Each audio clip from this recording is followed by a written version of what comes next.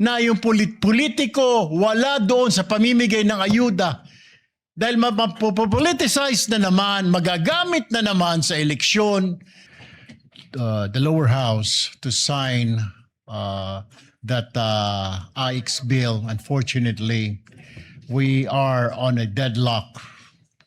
Ayaw pong pirmahan at gusto po nilang nakikiusap po na pag-aralan pang mabuti ang ilang probisyon ng nasabing panukalang batas. Partikular po ang Section 17 kung saan nakasaad po doon na bawal po ang politiko mamigay ng ayuda, lalo na po ng DSWD.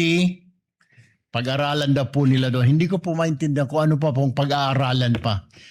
The section says, clearly specifies na bawal po ang isang politiko na mamigay ng ayuda na galing po sa DSWD mismo.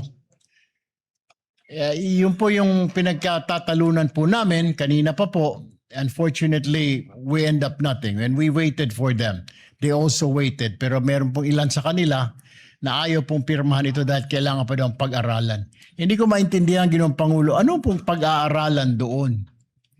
Is it because natatakot po sila na finally, after so many years na ginagamit itong AIX na ito para gamitin sa pamumulitika, ititigil ng batas na ito?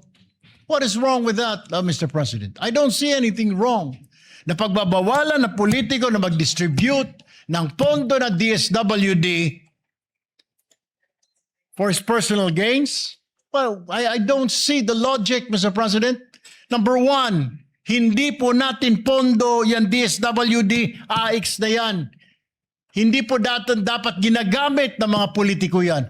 Dapat ang DSWD ang namimigay lang yan o ang executive department, ang Pangulo, dahil siya po ang head na lahat ng agencies. Ito po ang nagiging problema, Ginoong Pangulo. So, nais ko na lamang po siguro pag-usapan po natin sa bicameral conference po ito, BICAM, para ma-ironed out ho itong mga gusot na ito. Pero ito lamang po ang Section 17 na ayaw po nila at pinapaalis po na hindi naman po tayo pumapayag dahil inaprubahan po natin dito sa Senado na ilagyan po yung clause na yan. At ginawa na po natin yan last year during our BICAM sa budget. Sinama po natin yung clause na yan na walang politiko ang dapat mamigay ng ayuda. Ginagawa lang po nating batas na ito, Ginoong Pangulo. Ayaw po na lang pirmahan. Ayaw po nilang aprubahan. Kailangan daw muna nilang pag-aralan. Ano ang pag-aaralan dito, Ginoong Pangulo? What is there to study, to review? Na yung politiko wala doon sa pamimigay ng ayuda.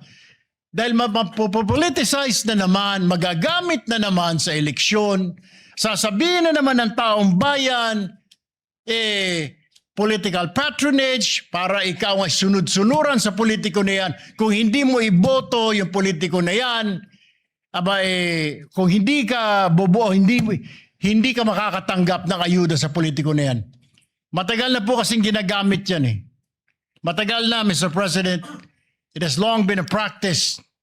Ako ay naririnig ko na ho yan na laging ginagamit po yung AIX na yan sa pamumudmod sa mga kababayan natin, ang kapalit po ng kanilang boto. We are trying to stop that tradition or whatever you want to call it, trying to stop that practice na wag nang magamit ang AIX ng mga politiko. Bagkos dapat ibigay na lang sa mahihirap, Mr. President.